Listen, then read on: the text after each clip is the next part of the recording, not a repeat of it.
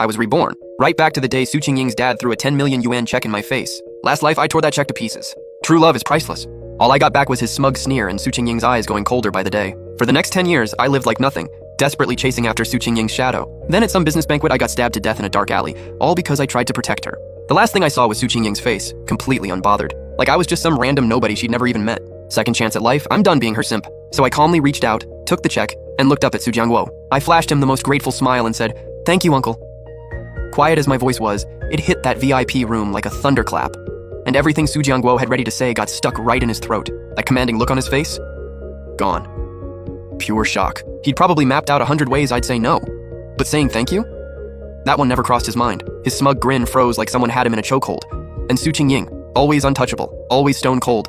For the first time, there was a crack in that perfect composure. Her pupils narrowed, her lips parted slightly. Not a single word came out. I carefully folded the check, tucked it into the pocket of my faded jeans, and stood up, then gave Su Jiangguo a slight bow. "Don't worry, uncle. Starting today, I promise I won't reach out to Miss Su Qingying again."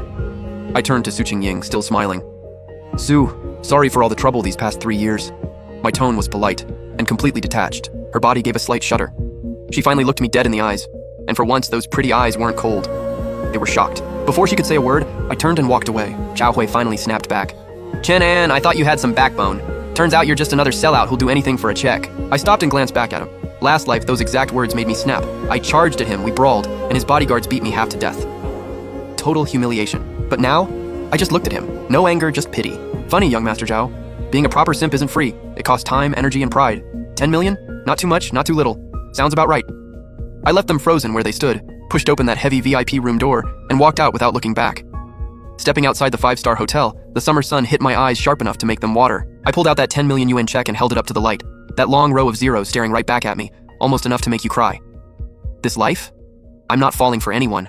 Only thing I love is money. I didn't rush to the bank. A guy like Su Jiangguo probably had the check rigged, maybe a cooling off period before cashing, or maybe it was just a rubber check sitting there waiting to watch me embarrass myself. I grabbed a cab back to my place in the urban village. Under 100 square feet, dark, damp, the whole room smelling like instant noodles and mold. This was the love nest I lived in for 3 years last life, just to be closer to Su Qingying's college. Looking at it now?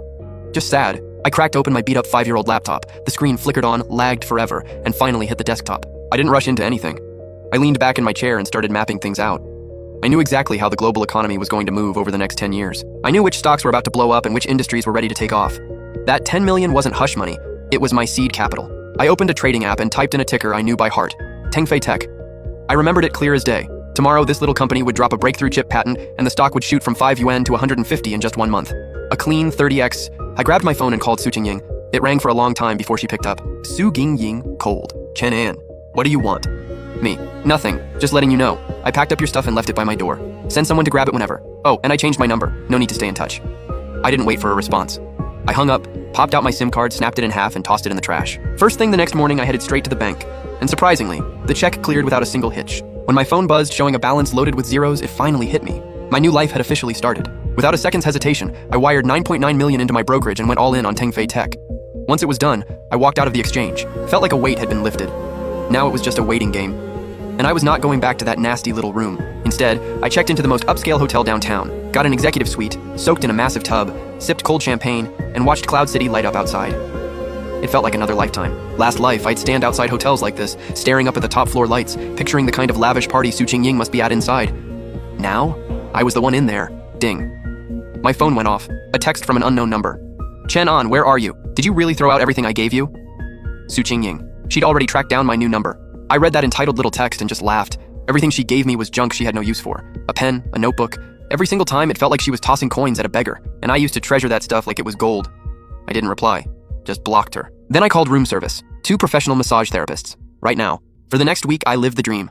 Woke up whenever I felt like it, had a gourmet breakfast at the rooftop restaurant every morning, hit the gym or the pool every afternoon, and hit the city's best nightlife every evening. I picked up a few tailored suits and ditched those cheap tees and jeans. Turns out, dress for success is dead on. Walking into any upscale spot in a fitted suit with a Patek Philippe on my wrist, I got warm smiles and 5-star service every single time. Nobody looked at me like I didn't belong anymore. Money really is a man's best outfit. And Tengfei Tech stock? I didn't even bother checking it daily. I already knew it was going up. That night, I brought 2 stunning models to Yunding Tiangong, Cloud City's most exclusive private club, for drinks.